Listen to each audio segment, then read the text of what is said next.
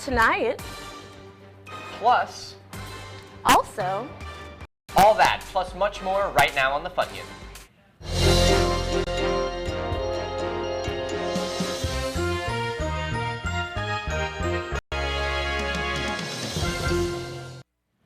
Welcome to the Funyon, the Jared Leto of the news world. I'm Logan Anderson. And I'm just MJ Hernandez.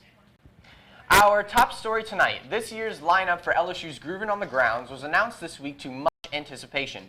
Student government revealed that headline acts like Weezer and Peppa of music duo Salt and Peppa will perform in a tribute to the worst that the 90s had to offer. In a shocking last-minute announcement, unemployed comedian Sinbad will host the event. In a statement released by his mother, Sinbad said, "I'm excited to host this event at LSU, the Louisiana Society of Underachievers. While I'm normally asked to host children's birthday parties and retirement home funerals, it's nice to be among my own kind for once." A group of Baton Rouge Wiccans announced today that after consulting with their goddess, they've been able to reach a resolution with Mother Nature to seek professional help for her bipolar disorder. Silver Eagle Mother, the chief spell officer for the fourth dimensional chapter of the Louisiana Society of Wiccans, says that while Wiccans believe in the use of holistic medicines like bathing in compost and eating tree roots, Mother Nature has some serious issues. One local doctor prescribed Mother Nature's 600,000 lithium tablets to be dumped into the LSU lakes twice a day. Investigative journalists with the Daily Reveille reported this week that playing clips of the Funyon backwards reveals shocking satanic messages. Some of the clips, according to the Reveille, instruct listeners to commit evil acts, such as to steal from your mother's purse, lie to your professor to get out of an exam, and to pick up a copy of the Daily Reveille. Funyon executives released a statement saying that while they appreciate the Reveille's journalistic integrity, they denied the allegations, stating that the clips are merely coincidences, just like how the dark side of the moon and the Wizard of Oz sync up, or how your girlfriend is always too sick to kiss you. A local man is trying to break his smoking habit with the use of e-cigarettes. John Watterson, an LSU junior, has been smoking the cancer stick since he enrolled in college and is enjoying this alternative, which purportedly contains less chemicals than a cigarette. Friends close to Watterson say that while they're happy he's made a somewhat healthier lifestyle change, they can't seem to get over his insufferable, holier-than-thou attitude.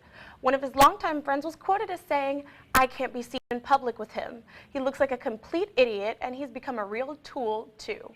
Watterson said he plans to start smoking his e-cigarette at cool coffee shops and poetry readings, and is abandoning all of his friends for the staff at the local smoke shop. Seedy underground drug dealers are reporting tonight that the LSU campus is running dangerously low of popular psychostimulants like Adderall.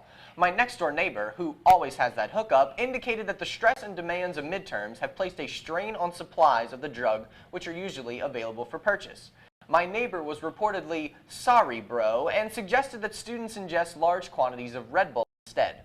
Even though Red Bull is already running through my veins, I'm not sure I'm inviting him to my next house party because I know he's holding out and totally not being a bro right now. When we come back, we'll tell you what BuzzFeed quiz you are. Plus, we speak with a ratchet Catholic who's giving up boozy music for Lent. That's next.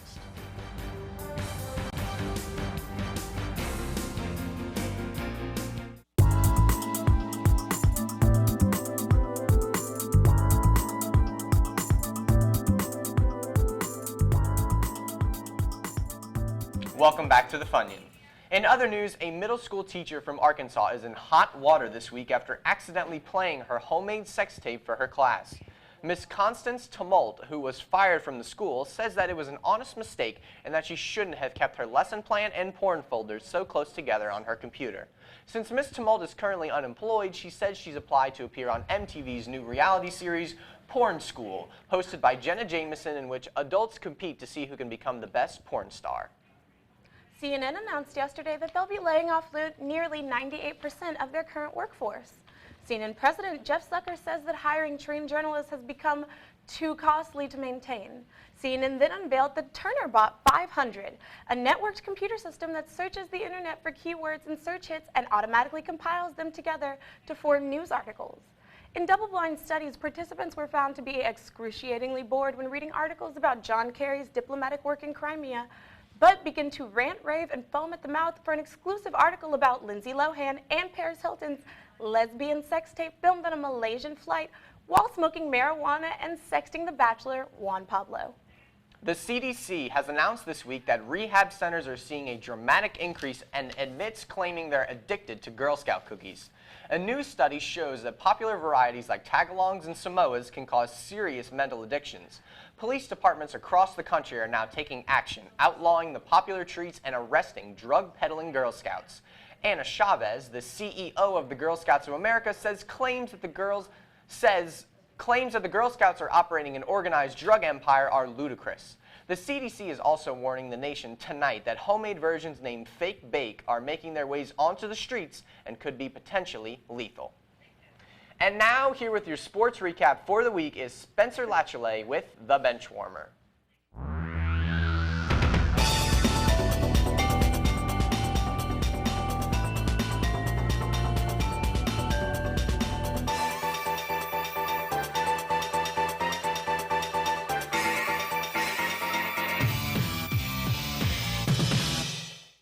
Welcome, folks, to The Benchwarmer. I'm Spencer Latchelet. NFL superstar Adrian Peterson has reportedly stated that if the Vikings were to acquire Philadelphia Eagles quarterback Michael Vick, Minnesota would have a chance to become a playoff team. However, Vick would have to bring Nick Foles, who would then replace him in about 2 games.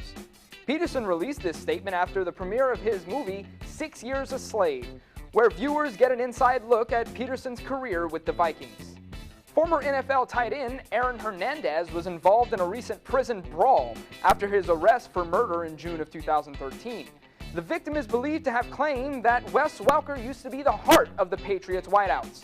Analysts say that Hernandez beating the man senseless is another example of what happens when keeping it real goes wrong. Lil Boosie took time out of an interview Monday to plead with football recruits to choose LSU instead of Alabama.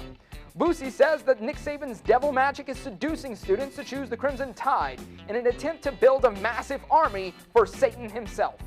Boosie says he's willing to do anything to stop Alabama, even if he has to allegedly murder someone.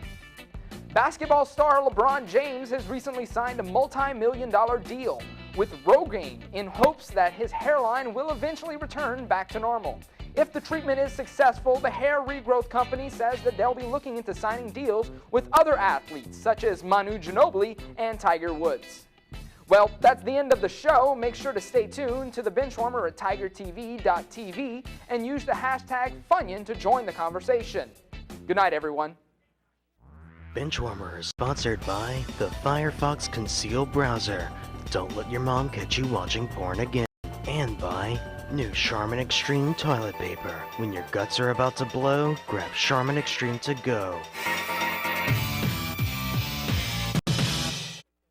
Coming up next, we'll discuss the top 7 places that Malaysian flight may have gone off to.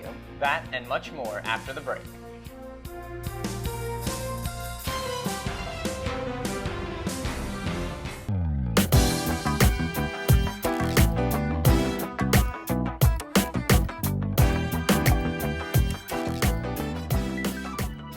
Welcome back.